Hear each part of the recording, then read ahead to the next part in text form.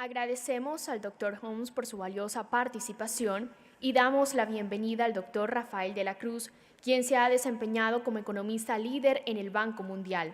Actualmente ejerce como representante para Colombia del Banco Interamericano de Desarrollo y es miembro del Consejo Asesor Externo de Pro Barranquilla. Hoy nos hablará sobre Colombia hacia un país de altos ingresos, estrategia del BID en el país.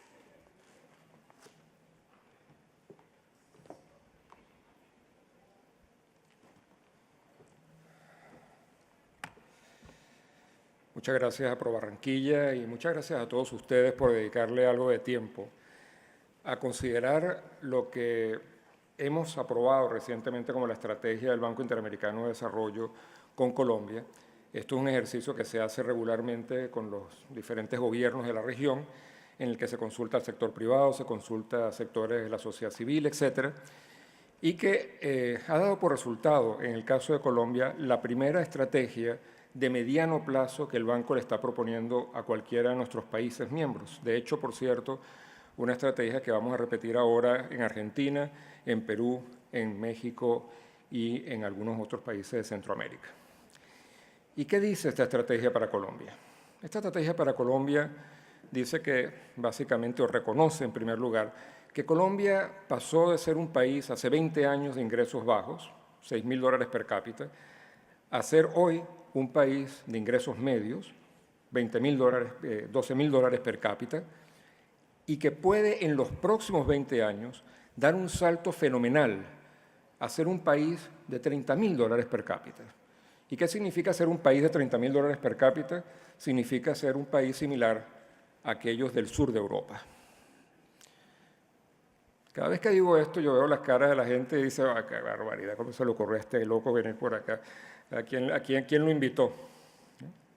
Pero después veo también las caras de la gente que dice, ¿será verdad? Esa cosa puede ser, porque ese tipo es del vida, así que no decir que no puede ser que te dicen tanta tontería junta. Bueno, déjenme decirles que nosotros creemos que eso es posible. Y déjenme decirles, por favor, también cómo creemos que podemos llegar allá. Y nosotros lo que estamos haciendo es apostar a un solo vector de crecimiento, que está completamente bajo el control del Estado. Y ese vector de crecimiento es la inversión pública. Y les voy a explicar por qué. Cuando se incrementa la inversión pública en un país, sobre todo en un país que tiene un bajo nivel de infraestructura, baja densidad de infraestructura, de servicios públicos, de logística, generalmente lo que sucede es que el crecimiento de la economía se multiplica por un factor que depende mucho de las características específicas de cada país y que en el caso de Colombia permite pasar de un crecimiento más o menos de 3 a 4% cada año, que es el crecimiento estructural del país, a un crecimiento de 6%. Si ustedes hacen el cálculo, creciendo a 6%, se puede llegar efectivamente en 20 años a $30.000 per cápita, sur de Europa. ¿Y qué se necesita de inversión pública para sumar esos 2 puntos de crecimiento al crecimiento estructural de la economía colombiana? Se requiere básicamente pasar de 3,5% del Producto Interno Bruto, que es la inversión que actualmente establecen todos, cuando se suma toda la inversión pública de los 3 niveles de gobierno, pasar de 3,5% a 7% del producto, es decir, duplicar la inversión pública en Colombia. La siguiente pregunta es, bueno, ¿por qué si eso es tan fácil y eso haría crecer el país tan rápidamente no se ha hecho hasta ahora? Hay varias razones, pero la primera y la más importante de todas es que Colombia no tiene la plata para hacer eso. El sector público en Colombia, sumando nuevamente los 3 niveles de gobierno, alcanza aproximadamente unos 16-17% del producto en ingreso fiscal. Argentina tiene 30%, Brasil 34%, Europa 36%, los Estados Unidos también 36%. El norte de Europa está por arriba de 45% del ingreso fiscal comparado al Producto Interno Bruto. Colombia nuevamente 16-17%, de los cuales más o menos 14% son a nivel nacional, 3% a nivel subnacional. Yo creo que es demasiado realmente lo que está haciendo Colombia, invirtiendo 3,5% del producto en inversión pública para el bajo nivel de ingresos que tiene.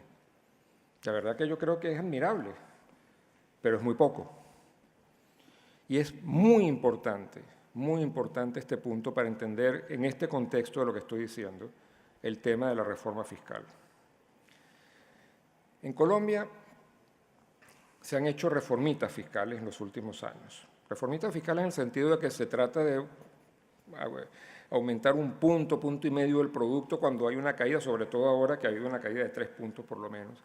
Pues la reacción inmediata del gobierno, y es natural, cualquier ministro de Hacienda de verdad responsable tiene que buscar la manera de resolver ese asunto, no puede mantener un déficit de esas características. Y entonces, por un lado, por supuesto, baja los gastos, pero por otro lado tiene que subir los ingresos de alguna manera. Pero estas son reformitas, ¿por qué? Porque han sido reformas solamente para enfrentar los problemas fiscales de corto plazo que tiene el país.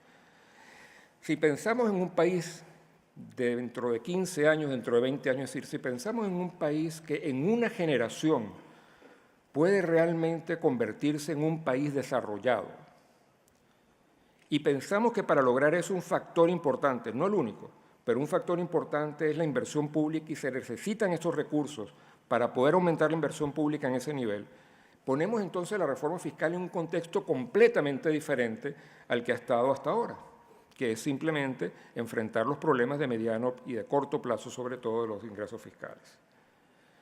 Qué diferente es decir, pongamos todos el hombro y hagamos este país un país grande, como lo merece Colombia, que decir, vamos a resolver el problema de los próximos 2 o 3 años que tenemos y que aumentemos un puntito el IVA, o veamos cómo manipulamos el tema de la renta, o veamos cómo entramos con algún otro impuesto por el lado para evitar tal o cual problema. Son dos cosas completamente diferentes.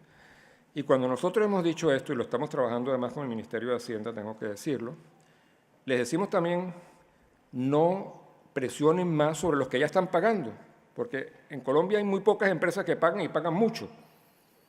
Y hay muy pocas personas naturales que pagan y pagan mucho, pues son aquellas personas nada más que están en la nómina en el mercado formal. La inmensa mayoría realmente de los trabajadores no pagan o pagan muy poco, mucho menos de lo que deberían. La inmensa mayoría de las empresas no pagan o pagan muy poco, mucho menos de lo que deberían. Entonces, lo que hace falta aquí no es presionar más sobre los que ya están pagando, repito, están pagando demasiado, probablemente, sino que hay que ampliar la base para que todos los colombianos, de acuerdo a sus propios ingresos, evidentemente, de acuerdo al nivel de riqueza de cada quien, aporte al conjunto del país. Esto es central como concepto y creemos que es la única manera realmente de conseguir los recursos necesarios para poder impulsar el crecimiento de la economía nuevamente, para que en una generación veamos una Colombia que tiene la posibilidad de lograr ser un país desarrollado. Quiero hacer en este momento un pequeño intermedio, porque muchas veces, y vuelvo al mismo problema básico cuando hablamos de esto, que es la poca credibilidad que tiene el hecho de que podamos avanzar de esa manera en una generación. Y la mayoría de las veces es como si nosotros creyéramos los latinoamericanos, y ya no estoy hablando de Colombia, simplemente estoy hablando de toda Latinoamérica, creyéramos que tenemos una suerte de gen del subdesarrollo de nuestro material genético. Y nos hemos inventado buenos cuentos para explicarnos por qué razón no nos desarrollamos. El primero es, nos conquistaron los españoles. Es decir, los españoles eran pues rentistas, esta gente pues que no le gustaba la industria, que lo que hacían era explotar, tú sabes, las minas, etcétera, etcétera, y lo hemos seguido haciendo de ahí en adelante. Y después nos hemos inventado otros cuentos más recientemente, como que, bueno, tú sabes, tenemos a los Estados Unidos que nos explota tanto, ¿verdad? Son muy buenas historias, totalmente falsas, pero muy buenas historias, y nos ayuda a sentirnos confortables en que no podemos dar ese salto extraordinario que han dado muchos otros países. Rudy estaba mencionando hace un momento a Singapur. Bueno, yo voy a mencionar al origen de nuestros problemas supuestos, que es España. España, en los últimos 30 años aproximadamente, dio un salto fenomenal. España dejó de ser África. Ustedes saben que había este chiste en Europa, que África empezaba en los Pirineos, ¿no? De los Pirineos para abajo, eso era ya África. España decidió en un momento determinado tomar la decisión, después de que murió Franco y unos pocos años después, de juntarse, de hacer un gran pacto, que se llamaron los pactos para la Moncloa, por cierto. Y ese pacto no decía otra cosa, sino que España debía pasar a ser parte de Europa. ¿Verdad? De muchas maneras, pero principalmente entrando efectivamente en la Unión Europea.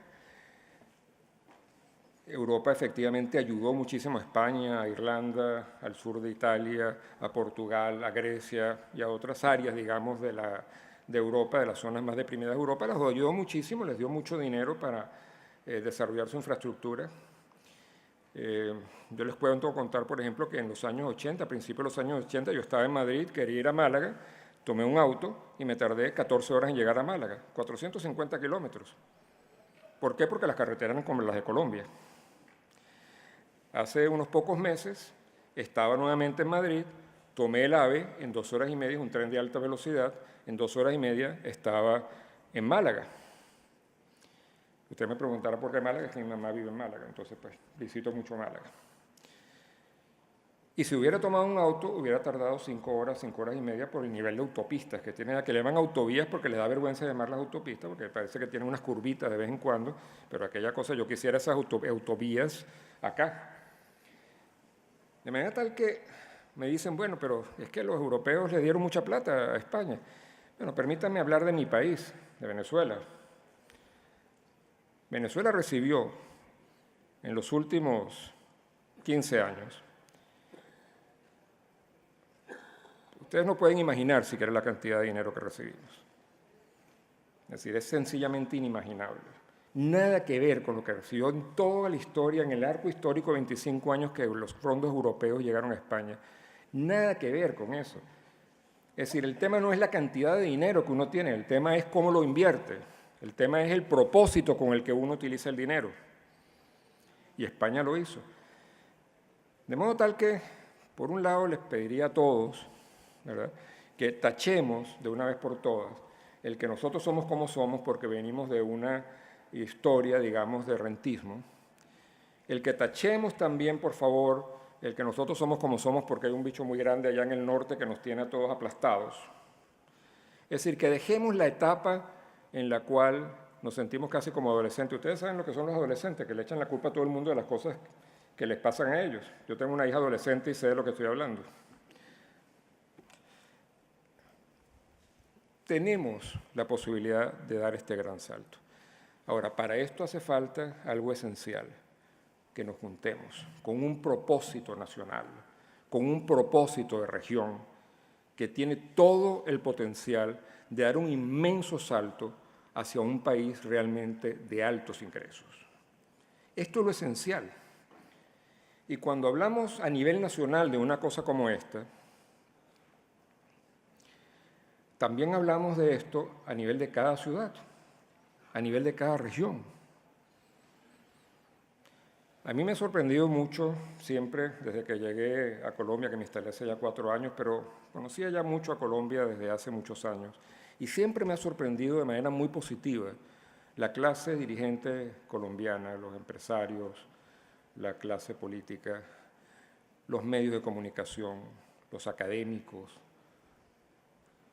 porque tienen un sentido, primero, de un gran orgullo por su país, a pesar de que son más pesimistas de lo que deberían, por cierto, pero un gran orgullo por Colombia y al mismo tiempo una gran visión. Sin embargo, me sorprende qué dificultad realmente existe para ponernos de acuerdo en 3 o 4 cosas. Y no solamente, repito, a nivel nacional, igualmente a nivel de cada una de las ciudades. Pero eso es lo que requiere, digamos, esto que estamos hablando, esta posibilidad extraordinaria que tenemos, lo que requiere es eso, ponernos de acuerdo en 2, 3 o 4 cosas. Y yo diría, repitiendo una propuesta que ha hecho Luis Alberto Moreno, el presidente del BID en Colombia, en varias ocasiones, yo repetiría la misma propuesta, un pacto por Colombia. Un pacto que tiene que tener 3 o 4 cosas nada más, no todas las 50 o 60 cosas que nos gustaría a todos, y en las cuales es más difícil ponerse de acuerdo probablemente, pero 3 o 4 cosas importantes. La primera, ¿queremos realmente dar un gran salto a ser un país desarrollado? ¿Creemos que eso es posible? ¿Podemos ponernos de acuerdo en aumentar la infraestructura de una manera realmente sin precedentes como la que ha venido. Y les voy a dar un ejemplo, por cierto, sobre este tema de la infraestructura. Ustedes saben que las 4G, que es todo el sistema de inversión en vías terrestres a alta velocidad, es una inversión fantástica, unos 25.000 millones de dólares. Ahora, si ustedes prorratean esa inversión unos 10 años aproximadamente, ¿saben lo que da en la inversión total? 0.7% del producto por año. Y esa es la inversión, ese es el proyecto de inversión más grande que ha tenido Colombia en su historia, probablemente. Da 0.7% del producto por año en 10 años. Si lo prorrateamos un poquito más, que es lo que nosotros deberíamos hacer siendo realistas, pues probablemente cae todavía más, tal vez 0.5, 0.4% por año. Estamos hablando de invertir 7% del Producto Interno Bruto por año. Eso lo hacen países como China, que han estado invirtiendo entre 9 y 10% del Producto Interno Bruto de China, no de Colombia, de China, cada año en los últimos 20 años. Y es una de las grandes razones por las cuales China ha crecido a la velocidad que ha crecido, no tanto por la manipulación monetaria que tienen, ni por los precios bajos que tienen la mano de obra, por los bajos salarios. Es porque han invertido de una manera brutal en un país donde no había infraestructura. Y ahora la están teniendo, están llegando a un punto de saturación en algunas ciudades sobre todo, donde ya la inversión no puede seguir a ese mismo ritmo. Pero de aquí a que eso pase en Colombia, va a pasar efectivamente una generación si empezamos desde ya. De modo tal que eso es posible, eso es muy importante y eso debería ser un factor fundamental, también una parte fundamental de ese pacto por Colombia.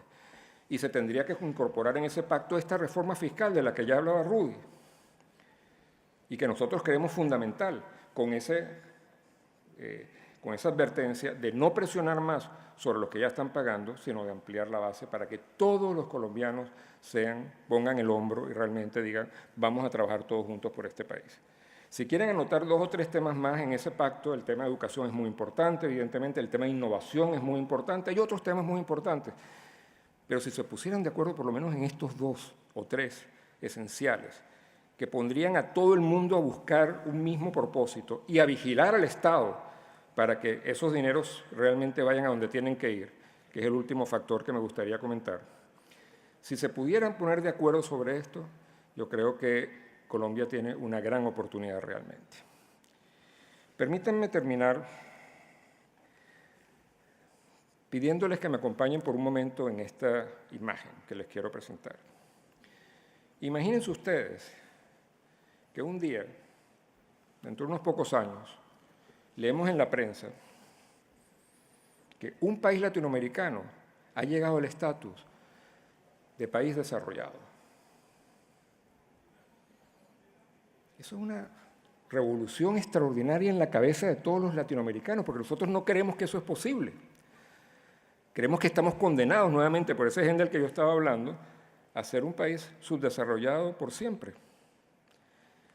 Entonces imagínenselo por un momento, abren la prensa y dicen, un país latinoamericano ha llegado a tener el estatus de país desarrollado. Y ahora quiero, por favor, que me acompañen pensando que ese país puede ser Colombia. Muchas gracias a todos.